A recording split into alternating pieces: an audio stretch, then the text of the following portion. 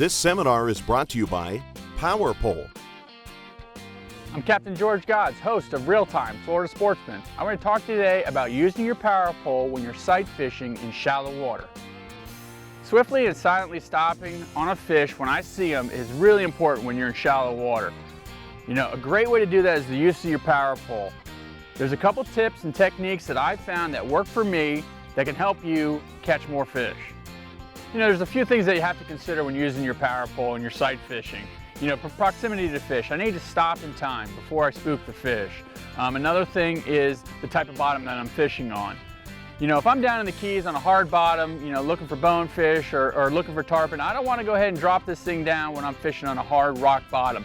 You know, despite how quiet this thing is, you're still going to scare fish when that spike is dragging across the rock. So be conscientious of your bottom. If I'm up in Mosquito Lagoon, sight fishing for redfish, and I'm on a muddy bottom, you know, I can pretty much deploy this thing anytime. It's not going to scare a fish, you know, anywhere near me.